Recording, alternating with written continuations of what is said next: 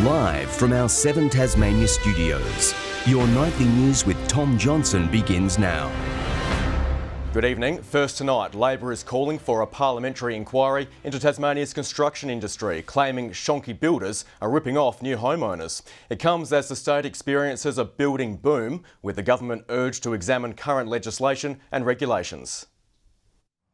An average family home, but up close, the cracks are showing. A disappointing result for the owner's first property. They say it's a dream, but it hasn't felt like a dream so far. The couple noticing defects in the brickwork, foundation and damp proofing during construction last year, saying they continually told the builders but nothing was done. The parents of 2 young children worried about mould since moving in December. We don't want to, 5-10 years down the track, realise we've got to pull the whole thing down and demould the house. And fix it out of our pocket when it's something that we've already brought up in the past and should have been rectified in the start. Oh, it's disheartening and exhausting, yeah.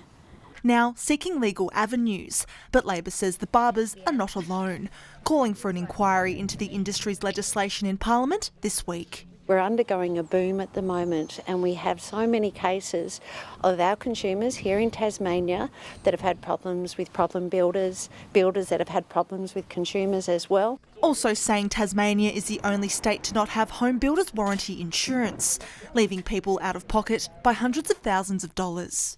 That is very expensive for people that have just put their whole life savings into an investment. Most times people just can't afford it, and they simply don't. There has to be a better way that we can protect consumers. Master Builders CEO Matthew Pollock says the industry would encourage a conversation on further consumer protections, but has had little to no consultation regarding the proposed inquiry, and is committed to working with the regulator and state government. Consumer Affairs Minister Elise Archer says the government has already made significant reform to the state's building and regulatory framework and supports streamlining industry regulations. Ruby Kamane, 7 Tasmania News. Tasmania's COVID vaccination efforts have hit another milestone, with plenty of teenagers rolling up their sleeves. More than 50% of 12 to 15-year-olds have now received their first dose. Health Minister Jeremy Rockliff is urging anyone eligible to book a jab appointment, with rates lagging in parts of the north and northwest. The walk-in vaccination bus service is heading to Mole Creek, Edith Creek, Irishtown, Sassafras, Redpa and Railton this week. A Smithton man has been charged after being caught driving allegedly 3 times the legal alcohol limit. Police pulled over a vehicle on Nelson Street just after 11:30 last night. It's alleged a 29-year-old returned a reading of .152. The man was immediately banned from driving for 12 months. He will face the Burnie Magistrates Court in December. Rains have continued to lash the state overnight, causing flooding. The North Esk River swelled, forcing road closures in St Leonards and Deddington, while roads in the state's east near Royal George were also affected. Moderate flood warnings also remain in place for the South Esk and Macquarie rivers. Noonamara received the state's highest rain total in the 24 hours to 9 a.m, with more than 60 millimetres falling. Protesters are preparing to take to Hobart streets, marching against domestic and sexual violence. Painting banners and posters today for Reclaim the Night, a global movement beginning in the United Kingdom in the 1970s. Locals are set to dress in the COVID-inspired theme, Feminism in the Apocalypse, and rally for the right to be safe. We can come together as a community, to men, women, children, non-binary people, everyone, to say that we all deserve to feel safe in our community, on the streets, at home, at work. The event will begin on Parliament lawns on Friday from 5 p.m. Hello again. South Australians have dominated the Burnie 10, with Isaac Hayne and Caitlin Thomas taking out the men's and women's races. The elite field was also joined by thousands of local participants, all chasing their very own PBs. After a virtual 2020 edition, the Burnie 10 was back on bitumen, and the racing couldn't have been closer. South Australian Isaac Hayne taking the lead from Jack Bruce in the final 30 metres to snatch first place. I think everyone thought Jack had it, and even I was like, oh, just, stick with him, stay, just keep going. And also I was like, I didn't come here to come second. This is his second big win of the year in Tasmania, after taking out the Launceston Running Festival's 10k event. The 21-year-old completing a transformation from a 1500 metre runner to a 10 kilometre specialist. So I've gone from, crashing and burning late in races to now, you know, holding my own. It's really, really happy with the way things are going. The women's title headed for Adelaide too, with Haynes' housemate and training partner Caitlin Adams also victorious. I didn't really know where I'd stack up today. I knew that I'd been training really well and putting some good results together when we did have races in SA. Adams was the surprise packet of the day, beating Olympians Izzy Bat-Doyle and Millie Clark to take the crown. I've never gone into state and won a big event like this, so it's really amazing to come out here and actually have a mass participation race and get a few states, elite athletes from different states together. Clark the first Tasmanian home, while meteorologist Nick Earle took out that prize for the men. The rest of Tasmania is raining today, whereas this northwest corner is sunny, so there's no better place to be. In all, 2,000 fun runners, wacky walkers and pram pushers laced up their sneakers for the race. The return of one of Tasmania's favourite participation events celebrated in the skies. This event started in 1985 and it was always built to be a mass participation, fun event for the people of Burnie.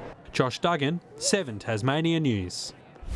One of Tasmania's premier badminton tournaments has wrapped up today. The City of Hobart Championship Finals Day taking place with a tournament win and the chance to represent the state on a national stage up for grabs.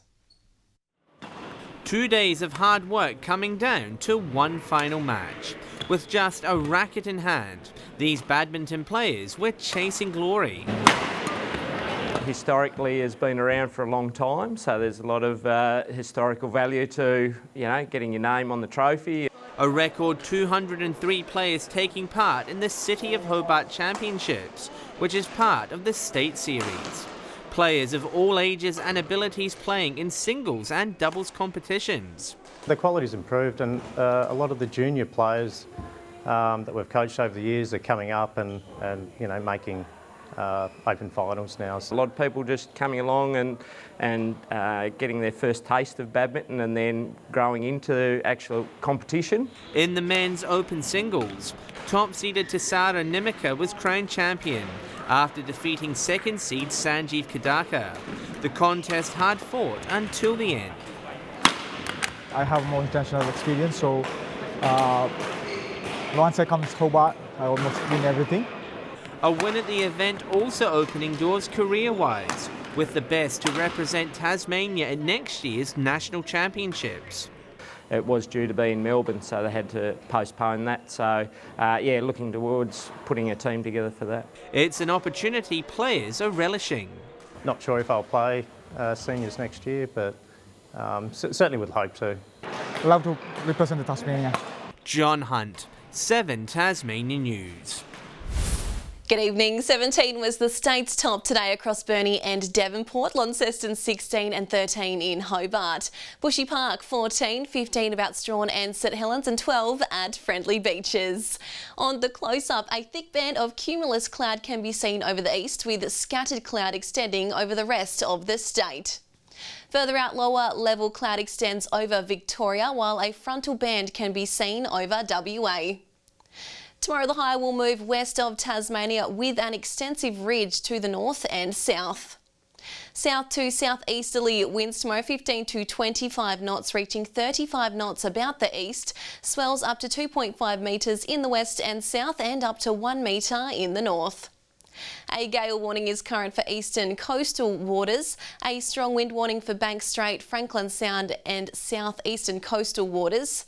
A moderate flood warning for the Macquarie, North Esk and South Esk rivers. A minor flood warning for the Meander, Derwent, Ouse and Jordan rivers. A flood watch for remaining northern, eastern and southern river catchments. And a warning to sheep graziers is current for the southeast and east coast forecast districts. 14 in Hobart tomorrow, Dover a shower or two, 15 at Ouse. In the north, partly cloudy about Launceston and Scottsdale, Devonport 16. Burnie and Stanley tomorrow mostly sunny, Strawn 16. A shower or two about St Helens and Ross and Swansea 13. The UV forecast high across the state. Looking ahead to the 3-day forecast now. Tuesday fine apart from possible showers about the southeast. Wednesday fine and partly cloudy. And Thursday showers about the west extending statewide. Capital cities 20 and showers in Perth tomorrow. Adelaide sunny and 33 in Darwin. And currently Hobart 9 and cloudy, Launceston 13 and Devonport 14 and mostly sunny. That's all for weather tonight, Tom. And that's all from us tonight. Kim will be back tomorrow. Thank you for joining us. Good night.